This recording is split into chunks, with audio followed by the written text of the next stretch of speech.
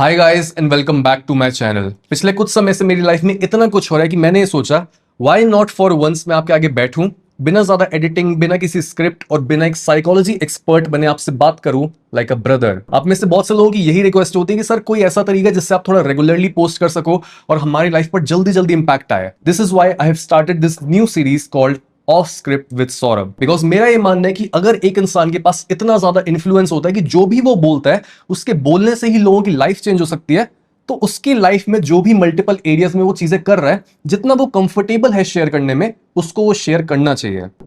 Now coming to the title of this video, yes, I am getting married. इसी महीने मेरा रोका हुआ है एंड हर नेम इज ख्याति। ख्याति and I R high school sweet hearts. हम स्कूल में मिले थे, 12th क्लास में हम रिलेशनशिप में थे। एंड मैं आपको सारे रिलेशनशिप्स के बारे में कुछ कुछ बताना चाहता हूं कि बीच बीच में हुआ क्या, कैसे हम दोबारा मिले और क्या क्या मैंने गलतियां की, क्या क्या मैंने सीखा, और आप कैसे फिगर आउट कर सकते हो कि किस इंसान को अपनी लाइफ से निकालना है और कैसे आपको एक इंसान को पूरा ठप्पा लगा के बोल देना है कि हाँ यही मेरा पार्टनर है, यही वो इंसान है जिसको मैं ढूंढ रहा था। खुद को चेंज करना आसान नहीं होता, ये बात किसी को भी नहीं पता। लेकिन जब मुझे खुद के थॉट्स को क्लियरली एक्सप्रेस करना नहीं आता था, तब मैं घंटों तक अकेले बैठकर दुनिया के सबसे महान स्पीकर्स को स्टडी करता था। मैं रिवाइंड करके और स्लो डाउन करके ये तक नोटिस करता था कि कौन से वर्ड्स को एक सेंटेंस में साथ में जोड़ने पर एक सेंटेंस शायरी जैसा साउंड करता है। और ये प्रैक्टिस मैंने 10 साल तक कंटिन्यू रखी। लेकिन अनफॉर्चुनेटली हर कोई अपने कम्युनिकेशन, अपनी प्रेजेंस और अपनी इन्फ्लुएंस करने की पावर को इंप्रूव करने में 10 साल नहीं लगा सकता। इसी वजह से जो भी मैंने अपने 10 साल के कोचिंग करियर में सीखा, मैंने उसे डिस्टिल कर दिया है 10 घंटे की एक लाइव वर्कशॉप में। इस वर्कशॉप में आप सीखोगे कि दूसरों को इन्फ्लुएंस कैसे करते हैं, अपनी स्पीच को इंप्रूव कैसे करते हैं और सामने वाले इंसान से किसी भी सिचुएशन में हाँ कैसे बुलवाते हैं। और क्योंकि ये वर्कशॉप लाइव है, तो जो भी आपकी यूनिक से यूनिक क्वेश्चंस हैं, आप डायरेक्टली मुझसे उनको पूछ सकते हो। सो अगर आप एक बेटर कम्युनिकेटर या फिर अपनी फील्ड या फिर सर्कल के सबसे बड़े इन्फ्लुएंस बनना चाहते हो, लेकिन आप 10 साल तक सही टेक्निक्स को ढूंढने के लिए भटकना नहीं चाहते हो, तो इस वर्कशॉप को डेफिनेटली ज्वाइन करो। लिंक डिस्क्रिप्शन में है। शुरू करते हैं बिल्कुल शुरुआत से ही। फर्स्ट रिलेशनशिप मेरा जो था, I was in 10th class, और उस समय पर मैं बेसिकली, मेरी सेल्फ एस्टीम जो थी, मेरी सेल्फ इमेज जो थी, वो बहुत ज्यादा ब्रोकन थी। मैं बहुत ज्यादा स्किनी था, मेरी मसल्स नहीं थी, मैंने जिम जाना शुरू नहीं किया था। और घर पे भी जब आपको नॉर्मली ही ट्रीट किया जाता है कि तुम ज्यादा कुछ नहीं हो, जब तुम बाद में अचीव करोगे तब देखा जाएगा, तो आपका जो सेल्फ कॉन्सेप्ट होता है, इट इज वेरी फ्रेजाइल। मतलब जो भी बाहर के लोग आपको बोलेंगे आप वो मान लोगे। अगर आपकी किसी ने तारीफ किया, यू विल बी हैप्पी। अगर आपको कोई बुरा बोल के चला जाता है, तो आप मान लोगे कि मैं वो बुरा इंसान हूं जो इतना नीचे एग्जिस्ट करता है। सो इस टाइम पर आई गॉट क्रेजी कि मुझे ये लड़की पसंद आ गई। मेरे ट्यूशन में वो लड़की आती थी और आई वॉज वेरी डेस्परेट, बिकॉज मुझे लगता था कि मैं इतना नीचे हूं और वो लड़की मेरे से पता नहीं कितना ऊपर है। अगर मैंने इस लेवल की लड़की को पटा लिया तो दूसरों के बीच में मैं कुछ होऊंगा।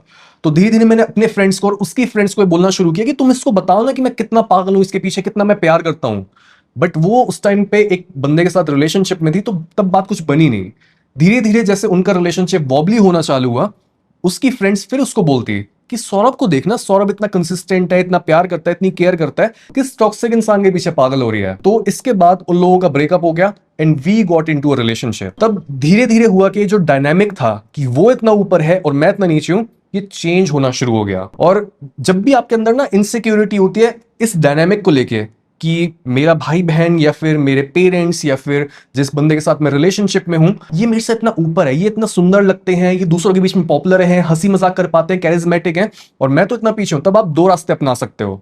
या तो आप उनको नीचे लाने की कोशिश करते हो कि तुम इतने एक्सट्रोवर्टेड क्यों, तुम्हें हर पार्टी में क्यों जाना है, तुम्हें क्यों सबके आगे इतना हंसी मजाक करना है, तुम क्यों जिम जा रहे हो, तुम्हें क्यों हेल्दी खाना है। आप उसकी अच्छी हैबिट्स को नीचे लाने की कोशिश करते हो ताकि फिर से वो प्ले फील्ड जो है वो लेवल हो जाए।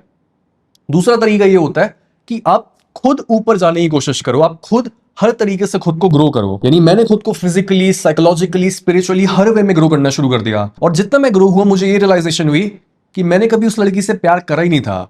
मैं बस उस लड़की पर हर वो क्वालिटी प्रोजेक्ट कर रहा था जो मेरे में नहीं थी। कई बार होता क्या है, जब हम कुछ बनना चाहते हैं लेकिन हम वो अभी बने नहीं होते, हम उन सारी क्वालिटीज को बाहरी लोगों में ढूंढ रहे होते हैं कि कहीं से कोई मिल जाए। अगर मैं इंट्रोवर्टेड हूं तो मेरे दोस्त एक्सट्रोवर्टेड होंगे, अगर मैं बहुत ज्यादा टेंशन लेता हूं तो मैं ऐसे लोगों के आसपास रहना चाहूंगा जो थोड़े स्टेबल हों। तो मैं उस समय पर ये कर रहा था कि मैं इनकम्प्लीट हूं, कोई बाहर से आके मुझे कंप्लीट कर दो। तो वो मेरे से ज्यादा पॉपुलर थी, मेरे से ज्यादा सुंदर थी, मेरे से ज्यादा इंटेलिजेंट थी, और ये सारी क्वालिटीज मैं अपने अंदर चाहता था। लेकिन जिस पॉइंट पर मेरे अंदर ये सारी क्वालिटीज आ गई, आई वाज लाइक कि मुझे उस इंसान से प्यार था ही नहीं। तो वी ब्रोक अप। ये था 2012 2013 की बात। इसके बाद 2014 में मैं था 12th क्लास में, एंड 12th क्लास में हमारे सेक्शंस वगैरह चेंज हुए थे। तो आई मेट ख्याति। इस टाइम पर मैं इस रिलेशनशिप से जस्ट निकला ही था, और मैं ढूंढ रहा था बाहर कि ठीक है और ऑप्शंस क्या हैं, क्योंकि मैं इतना ज्यादा कूल बनता जा रहा हूं लोगों के बीच में। मैंने जिम करना शुरू किया है, मेरी बॉडी बनती जा रही है, तो मेरा कुछ नाम होना शुरू हो गया था। और ख्याति भी ऐसी है कि उसको एक ऐसा बंदा चाहिए था हमेशा जो लोगों के बीच में स्टैंड आउट करे। तो वहां पर भी हम कहीं ना कहीं एक दूसरे की प्रोजेक्शन को पूरा कर रहे थे। जो उसको चाहिए था वो कहीं ना कहीं मैं दे रहा था, और जो मुझे चाहिए था कि ठीक है एक लड़की ऐसी हो जो मैं सबके आगे फ्लॉन्ट कर सकूं, और थोड़ी अंडरस्टैंडिंग हो हमारे बीच में, हम सबसे अलग दिखें, ये सारी क्वालिटीज थी। तो इवन दो हमारे दिल में ये चीज थी कि ये चीज प्रॉस्पर करे, और हमारा रिलेशनशिप जो भी बाकी स्कूल में रिलेशनशिप्स थे, इट वॉज वेरी स्पेशल। अगर हम कंपेयर करें आज भी इस मेच्योरिटी के साथ, it was very special. But क्योंकि हमारा प्यार इतनी ज्यादा बायसेस की लेयर्स के नीचे दबा हुआ था, तो अगेन हमारे बीच में बहुत ज्यादा फाइट्स होती थी, और हम हैरान होकर एक दूसरे को देखते थे कि मैं इस इंसान को इतना ज्यादा प्यार करता हूं, ये मुझे इतना ज्यादा प्यार करती है, तो हम सेम पेज पर क्यों नहीं आ पा रहे हैं। कई बार ऐसा होता है कि आप किसी इंसान की आंखों में देखकर वही सेम चमक को रिकॉग्नाइज कर पाते हो, उसके दिल में उस सेम इनोसेंस को रिकॉग्नाइज कर पाते हो जो आप में और जो आप ढूंढ रहे थे। बट फिर भी आपके ऊपर इतनी ज्यादा बायसेस और कंडीशनिंग होती है सोसाइटी की कि इवन आपका दिल का जो डीपेस्ट पार्ट होता है वो रिकॉग्नाइज कर लेता है कि यही है। आपका दिमाग बोल देता है कि नहीं, इसमें ये प्रॉब्लम है, वो प्रॉब्लम है, मम्मी पापा ने तो कुछ और चीज बोली है, सोसाइटी ने तो कुछ और चीज बोली है, ये कैसे हम चूज कर सकते हैं। तो फिर वहां पर बात बनती नहीं है। तो हमारे साथ भी यही हुआ। वी ब्रोक अप इन 2015, और 2015 वही टाइम है जहां पर स्कूल खत्म हुआ था और कॉलेज चालू हुआ था। तो ये मेरे कॉलेज का फर्स्ट ईयर था, और फर्स्ट ईयर में मैं किसी सीरियस रिलेशनशिप में नहीं आया था। मैंने बस थोड़ा सा डेट किया था, मैं देख रहा था अभी भी, बिकॉज आई वॉज हर्ट, तो कुछ भी सीरियस हुआ नहीं। उसके नेक्स्ट ईयर 2016 में देयर वॉज दिस गर्ल जो मेरे फ्रेंड की फ्रेंड थी, एंड मेरा फ्रेंड उसको बताता था कि सौरभ ऐसा ऐसा है, सौरभ इज वेरी कूल, उसकी एक बॉडी है। और जो वो लड़की थी वहां से मेरे को सुनने में मिलता था कि वो लड़की तो इतना ज्यादा इंप्रेस हो रही है, वो तो खुश है, वो सोच रही है कि इसको मेरे जैसा फ्रेंड कैसा मिल गया जो बीच का म्यूचुअल फ्रेंड था। इवेंचुअली जो ये म्यूचुअल फ्रेंड था, इसका बर्थडे आ रहा था, तो इसने बोला कि मैं अपनी उस फ्रेंड को भी बुलाता हूँ और तीनों फ्रेंड्स मिलकर कुछ बढ़िया सा प्लान करते हैं। मैं उस लड़की से पहली बार मिला, और शुरुआत में कोई भी ज्यादा केमिस्ट्री नहीं, कुछ भी मेरे को ऐसा नहीं लग रहा था कि हाँ यहाँ पर तो बहुत ज्यादा स्पार्क है। It was very normal. But धीरे धीरे जैसे हम दोबारा मिले, हमारी बातें ज्यादा हुई, तब कई बार ये होता है ना यार, आपको शुरुआत में कोई इंसान शायद अच्छा नहीं लगता, लेकिन जैसे जैसे आप उसको जानना शुरू करते हो, आपको समझ आता है कि ये इसका माइंडसेट है, ये इसका थिंकिंग पैटर्न है, तो आपको वो अच्छा लगने लगता है। हमारे बीच में भी यही हुआ। बट इस रिलेशनशिप में मैंने एक बहुत वियर्ड पैटर्न नोटिस किया, और वो पैटर्न पूरी तरीके से मेरे को इतने सालों बाद अब जाके समझ आया। पैटर्न ये था कि शुरुआत में मेरे को बहुत ज्यादा फूट फूट के वो प्यार दे रही है, और लड़कों के अंदर ये होता है, लड़कों के अंदर ना हमेशा एक लॉन्गिंग होती है कि काश मुझे वही प्यार दोबारा मिल जाए जो मुझे बचपन में अपनी माँ से मिला था, वो अनकंडीशनल लव। और हमेशा हमें ये बोला जाता है कि कभी कोई लड़की वो वाला प्यार आपको नहीं दे सकती जो आपकी माँ ने दिया था। बट जैसे ही हमें एक ग्लिम्स भी मिलता है ना कि यार ये तो पागल हो रही है, ये इतनी तारीफ कर रही है, इतना ज्यादा प्यार दे रही है, हर चीज में मेरी केयर कर रही है, खाना देख रही है, मेरे को केयर कर रही है, मेरी हेल्थ के बारे में पूछ रही है, और हर समय इतना पैम्पर कर रही है, तो एक लड़का पागल सा हो जाता है कि इतना ज्यादा वैलिडेशन, इतना ज्यादा अप्रूवल, इतना प्यार, हर चीज में मेरी मतलब कोई मिस्टेक ही नहीं है, और मेरे को समझाया जाएगा इतने तक प्यार से, कोई भी अगर मैं गलती करता हूं तो वाओ। बट धीरे धीरे ये डायनामिक चेंज होने लग गया। शुरुआत में उसने ऐसे पोजीशन किया था कि Saurabh you are like here, और मैं तो बस यहाँ पे हूँ, you are better looking than me, you are more intelligent, और हर वे में तुम बेटर हो, तुम सबके बीच में ज्यादा पॉपुलर हो, अलग दिखते हो, लेकिन मैं तो बहुत नीचे हूँ। तो शुरुआत में मेरे को बहुत मजा आ रहा था, बट धीरे धीरे ये अटेंशन कहीं ना कहीं गायब होने लग गई। जिस लेवल का प्यार और अटेंशन मुझे इस रिलेशनशिप की शुरुआत में मिले थे, मैंने उसी को रेफरेंस पॉइंट बना के थ्रू आउट रिलेशनशिप बहुत मेहनत की कि किसी तरीके से हम उस इनिशियल फेज में वापस पहुंच पाए। मैं आपको बताता हूँ कि हम दोनों की फैमिलीज भी इतनी ज्यादा डिफरेंट थी कि वो एक वेल ऑफ बैकग्राउंड से थी, और मेरी फैमिली मिडिल क्लास थी, और हमेशा पैसों की कुछ ना कुछ प्रॉब्लम रहती थी। बट जब भी कोई ना कोई इवेंट होता था, चाहे दिवाली है, न्यू ईयर है, या फिर उसका बर्थडे है, मैं हमेशा कुछ ना कुछ गिफ्ट देता था। और गिफ्ट के लिए थैंक यू भी बोलने के बजाय मेरे को वापस से कुछ भी नहीं चाहिए, just show me any appreciation कि हाँ तुम रिकॉग्नाइज करो मैंने कुछ एफर्ट किया, मैं कमाता नहीं हूं,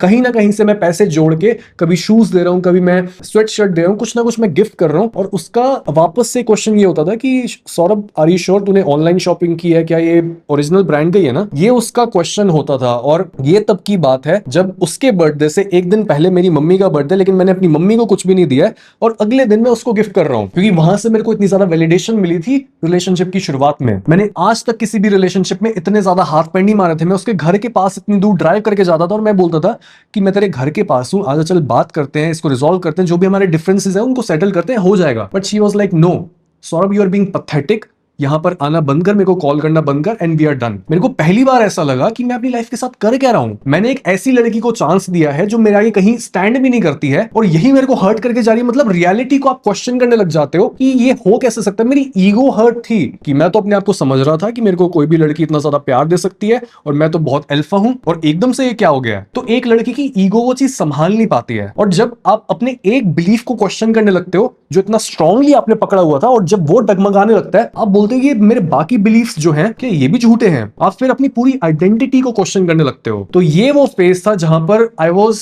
टोटली नाइलिस्टिक। मैं बोल रहा था लाइफ का मीनिंग ही क्या है, क्यों जिंदा रहना है, क्यों कुछ भी करना है, लोग तो झूठे होते हैं, रिलेशनशिप्स क्यों तुम इतना ज्यादा ऊपर चढ़ाते हो रिलेशनशिप्स को। और मैं उस समय पहली बार ऐसा हुआ था कि मैं डिप्रेस्ड फील कर रहा था। एक दिन ऐसा हुआ था जब मैंने सुरभि को मैसेज किया था रात को कि Surabhi I think I am depressed. तो सुरभि को भी पता नहीं था कि हैंडल कैसे करते हैं इसी सिचुएशन को। तो वो मम्मी पापा को बोल के अपनी जॉब पे चली गई कि सौरभ ऐसे ऐसे बोल रहे हैं, इसको संभाल लो। अगले दिन मम्मी पापा भी पूछ रहे हैं कि सौरभ सब ठीक तो है, क्या हो गया है, क्यों इतना ज्यादा तू सोच रहा है, तू बस ओवर थिंक कर रहा है। उनको भी नहीं पता कि इस सिचुएशन को कैसे हैंडल करना है, और उनको मैं डायरेक्टली बोल भी नहीं सकता कि मेरा ब्रेकअप हुआ है और मेरे को नहीं पता कि मैं अपने करियर में क्या करूंगा। तो that's why I am depressed. उस समय पर मेरे अंदर कई ऐसे इमोशंस बाहर आना चालू हुए जो पहले कभी मैंने देखे ही नहीं थे। मुझे ये नहीं पता था कि मेरे को वैलिडेशन चाहिए थी। दैट्स व्हाई मैं उस लड़की के साथ था और उसमें वैलिडेशन के अलावा कुछ भी नहीं था, जस्ट बिकॉज शुरू में उसने मेरे को थोड़ा सा वैलिडेट कर दिया कि सौरभ यू आर फ्लॉलेस, तुम्हारे में कोई कमी नहीं है।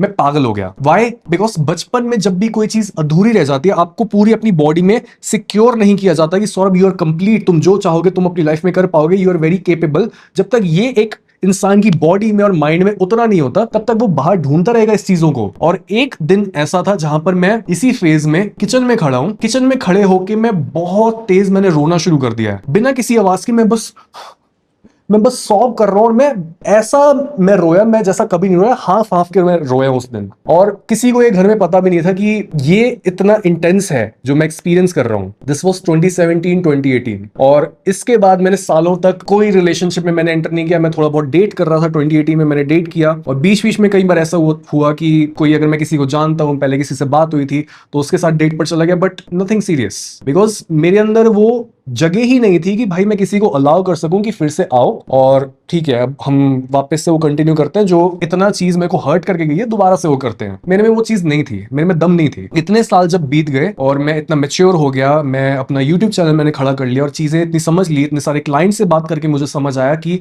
कैसे प्रॉब्लम्स को हैंडल करते हैं। तो 2023 में I started talking to this girl, और कहीं ना कहीं मेरे को लगा कि maybe she is the one, because again वो वाला प्यार था जो मुझे चाहिए था। और दूर से जो था मेरे को हर चीज चमकती हुई दिख रही थी कि ठीक है may be this is the one, अच्छे से ट्रीट कर रही है, अच्छी बात हो रही है, मजा आ रहा है, एक दूसरे को हम इतने डीप लेवल पर जाकर समझ रहे हैं, तो शायद ये है। बट अगेन वहां पर कुछ ना कुछ प्रॉब्लम आना शुरू हो गई। हमारे में साइकोलॉजिकली बहुत ज्यादा एक गैप था, उसके थॉट्स भी बहुत ज्यादा केओटिक रहते थे, घर में बहुत ज्यादा उनकी फाइट्स होती थी, पेरेंट्स सेपरेट हो रहे थे, और उनके जो पहले 2 एक्सेस थे उन्होंने उस लड़की पे चीट किया था। ये मेरे को बाद में पता लगा। तो इस वजह से मेरे ऊपर हमेशा ये क्वेश्चन आ रहे होते थे कि मैं क्या कर रहा हूं, मैं किसको टेक्स्ट कर रहा हूं, मैंने फोन क्यों उठाया हुआ है, अगर मैं फोन में देख के स्माइल भी कर रहा हूं तो दैट्स अ रेड फ्लैग। देखो एक चीज होती है कि पोजेसिव होना इज वेरी क्यूट, और पोजेसिवनेस, जेलेसी आप एक हद तक चाहते भी हो अपने पार्टनर में कि तू पूछ तो सही कि मैं कहां पे हूं, तू केयर नहीं करता क्या मेरी, तू देख तो सही कि मेरे फोन में है क्या, एटलीस्ट क्वेश्चन तो कर, मुझे पता लगे कि तू मेरे साथ लॉयल है और मेरी केयर करता है। थोड़ा बहुत जो होता है it is very healthy and it is very necessary कि आप दिखाओ कि आप केयर करते हो। बट जब ये चीज बहुत ज्यादा एक्सेसिव हो जाती है, बिकॉज आपके पास में लोगों ने आप पर चीट किया और आप वो दूसरे इंसान पर प्रोजेक्ट कर रहे हो कि तू क्या कर रहा है, तू कहां जा रहा है, किससे बात कर रहा है, इसका मतलब ये, उसका मतलब वो है, वो चीज ना फिर जमती नहीं है। बिकॉज पूरे टाइम आप एक ऐसे बच्चे के साथ होते हो जो हमेशा हाइपर अवेयर है, जो हमेशा एक अलर्ट मोड पे है। और ये रिलेशनशिप का डायनामिक कुछ ऐसा था कि आई एम द फादर और मैं एक बच्चे को सिखा रहा हूं कि दुनिया को देखते कैसे है, दुनिया को जीते कैसे हैं, आपके इमोशंस को कैसे आपने मैनेज करना है। I was the healer in the relationship and which is okay up to an extent. But problem ये होती है कि जो एक रिलेशनशिप होता है ना, वहां पर दोनों इंसानों को दोनों रोल्स निभाने होते हैं, एक पेरेंट का भी, एक बच्चे का भी, एक पेरेंट का भी, एक बच्चे का भी। लेकिन जब आप फिक्स कर लेते हो कि ये एक पेरेंट है, ये एक बच्चा है, तो वो रिलेशनशिप बहुत बोरिंग होता है। एक हेल्दी रिलेशनशिप वो होता है जहां कभी बच्चे हो, कभी आप पेरेंट हो, कभी मैं आपको समझा रहा हूं, कभी मैं बस समझ रहा हूं, क्योंकि आप भी तो इंटेलिजेंट हो। अगर आप बस बच्चे हो और मैं कंटिन्यूअसली आपको समझा रहा हूं और आपको कुछ समझ ही नहीं है दुनिया की, तो वो वर्क नहीं करता। वो उन लोगों के लिए वर्क कर सकता है जिनको कॉन्स्टेंटली दिखाना होता है, जिनको कॉन्स्टेंटली डोमिनेट करना होता है कि मैं कुछ हूं, जिनकी खुद की सेल्फ एस्टीम कम होती है। वो हमेशा एक ऐसे इंसान को अपने साथ चाहते हैं जिसको दुनिया की बिल्कुल समझना हो। लेकिन एक हेल्दी इंसान जो अपने आप में कंप्लीट होता है, वो हमेशा एक ऐसे इंसान को अपने साथ रखना चाहेगा जो सही समय पर खेल सके और सही समय पर समझा सके कि सौरभ तुम गलत भी हो। लेकिन जो फिक्स्ड डायनामिक होता है कि you are the child, I am the father, या फिर you are the mother, I am the child. कई बार लड़कियां इसलिए बोर हो जाती है रिलेशनशिप में, बिकॉज उनको पता होता है कि यार मैं तो एक मदर का रोल निभा रही हूं और ये जो लड़का है ये मर्द की तरह बिहेव क्यों नहीं कर रहा है। ठीक है, कभी कभी मजा आता है, मैं इसको समझा रही थी शुरुआत में कि ऐसे तो उन्हें अपने आप को मैनेज करना है, ये तेरी प्रॉब्लम्स है तो इस तरीके से हैंडल कर। बट एक पॉइंट के बाद he has to grow up. एक हेल्दी रिलेशनशिप में दोनों जेंडर्स को, पेरेंट और चाइल्ड, दोनों रोल्स को निभाना आना चाहिए। बिकॉज जब हम इस दुनिया में आते हैं तो जो पहला रिलेशनशिप हम किसी दूसरे इंसान के साथ बनाते हैं वो होता है हमारे पेरेंट के साथ। तभी हम अपने हर अगले रिलेशनशिप में अपने इस फर्स्ट रिलेशनशिप को रिक्रिएट करने की कोशिश करते हैं। हम अपने पेरेंट में ढूंढ रहे होते हैं खुद को और हर दूसरे इंसान में अपने पेरेंट को। तभी जब मैंने ये अपना रिलेशनशिप एंड भी किया था, मुझे बिल्कुल ऐसे ही फील हो रहा था जैसे मैं अपने बच्चे को साइकिल चलाना सिखा रहा था, उसको पहले पकड़ के पूरा पीछे से कि मैं हूं, और फिर उसके बाद मैं बोल रहा हूं कि now you have to grow up, because आप पूरी तरीके से मेच्योर नहीं हो। I am complete in this relationship, मैं पूरी तरीके से देना चाहता हूं यहां पे, बट जब सामने से मेरे को नहीं मिलेगा, that's how I know that you are not complete. और ऐसे इंसान को जितना भी आप देते रहो, जितना आप देते रहो उतना कम है। जितना भी आप प्यार दे दो, जितनी भी अटेंशन दे दो, जितना भी आप बताओ कि हाँ मैं तुम्हारे साथ लॉयल हूं, they will always fear your loyalty, they will always fear कि तुम उसे अबैंडन ना कर दो। तो ऐसे इंसान को आप जितना देते हो, इट्स लाइक आप एक टूटी हुई बाल्टी में पानी डाल रहे हो और नीचे से हमेशा वो बहता रहेगा, तो आप थक जाओगे एक पॉइंट के बाद। That's why I was like कि now you have to grow up. तो 2024 में वी ब्रोक अप, और इस समय तक आते आते आई वॉज प्रिटी श्योर कि मुझे किस टाइप का रिलेशनशिप चाहिए और एग्जैक्टली वो कौन सी क्वालिटीज है जो मेरे पार्टनर में मौजूद होंगी। Even when I was in relationship with this person, I was very sure कि ये नहीं हो सकता है, बिकॉज एक इंसान जो इतना हील्ड और एक इंसान जो पास्ट के चीटिंग एक्सेस की बैगेज लेकर आ रहा है, ये दोनों साथ में हैप्पी नहीं रह सकते। और मेरे पास ये पहले इन्फॉर्मेशन थी भी नहीं कि ये वाली बैगेज साथ में आ रही है और मेरे पर प्रोजेक्ट करा जाएगा अपना पास्ट। तो I was very unhappy and discontent throughout that entire relationship. But then finally a couple of months later मेरी और ख्याति की फिर से बात शुरू हुई, and this time it was very different, because 2014 से 2024 के बीच में जब हम रिलेशनशिप में नहीं थे और हमारी लाइफ बहुत डिफरेंट हो चुकी थी। वो डिफरेंट कॉलेज में थी, मैं डिफरेंट कॉलेज में था, फिर उसका आईटी करियर है और मैंने डिफरेंट ब्लॉगिंग चालू की थी, मैंने फिर व्लॉगिंग चालू की थी, फिर मैंने अपना साइकोलॉजी हिंदी चालू किया था। ये पूरे टाइम पे बीच बीच में थोड़ी हम बात करते थे, एक दो बार बीच में बात हुई है, 2018 में बात हुई है और 2015 में भी बात हुई थी, बीच बीच में एक दो बार बात हुई है। और हर टाइम हमें बैक ऑफ आवर माइंड ये डाउट रहता था कि यार ये इंसान कुछ ना कुछ है इससे। मतलब कई बार ऐसा होता है कि आपका कोई एक्स होता है और उसने आपके साथ कुछ बुरा नहीं किया होता, तो आपके अंदर ना एक स्वीट स्पॉट होता है कि हम डिफरेंट थे, इस वजह से बनी नहीं, बट अंदर कुछ रह गया है। तो हमारी उस तरीके से बात होती थी कि हमारे अंदर सॉफ्ट स्पॉट है, बट हमारे अंदर ये एक्सपेक्टेशन होती थी कि ये शायद अभी भी फरीदाबाद वाली मेंटेलिटी का ही है और ये अभी भी ग्रो नहीं करा है, कि जिस स्कूल से हम निकले, जो हमारा वो एरिया था, अभी भी शायद ये वैसे ही होगा। बिकॉज जब भी हम बाकी लोगों से बात करते हैं जो हमारे क्लासमेट्स थे, वो ऑलमोस्ट वहीं पे हैं, वो ऑलमोस्ट वैसे ही हैं जैसे वो 10 साल पहले थे। तो हम एक दूसरे से भी यही एक्सपेक्ट करके ज्यादा डीप नहीं जाते थे। बट इस टाइम पर कहीं ना कहीं हम दोनों बहुत ज्यादा रेडी थे। वो भी होल थी, मैं भी होल था, and we were not desperate. मैं किसी को नहीं ढूंढ रहा था, आई वॉज वेरी होल। और मैं पूरी तरीके से सर्टेन था कि जो क्वालिटीज मैं एक लड़की में ढूंढ रहा हूं, मैं वापस से क्या ऑफर कर सकता हूं। अगर मेरे को लुक्स चाहिए तो मैं वापस क्या ऑफर कर रहा हूं, अगर मेरे को इंटेलिजेंट लड़की चाहिए तो मेरी इंटेलिजेंस है, अगर मेरे को ऐसी लड़की चाहिए जो मेरे पेरेंट्स के साथ अलाइन हो सके, तो मैं भी ऐसा बन चुका हूं जो दूसरे के पेरेंट्स के साथ, दूसरे की फैमिली के साथ अलाइन हो भी सकता और होना चाहता भी है। तो मुझे पता था मैं सारी चीजें टेबल पर क्या ला रहा हूं। और जैसे ही हमने बात शुरू की, it was like this, we just knew. इस समय पर जब हमारा रोका हुआ तो मेरे एक फ्रेंड की कॉल आई कि सौरभ हाउ, ये कैसे हो सकता है, क्योंकि वो हमारे साथ ही पढ़ता था और हम 3 लोग होते थे कई बार साथ में, मैं, ख्याति और वो जो मेरा फ्रेंड है। तो इतने टाइम बाद उसकी कॉल आई कि सौरभ तूने बताया भी नहीं, ये इतनी जल्दी जल्दी हो गया, बट हुआ कैसे, बता सारी चीजें मेरे को बता। और वो बहुत ज्यादा हैरान था कि फर्स्ट ऑफ ऑल मैंने एक पास्ट के बंदे को चूज किया है।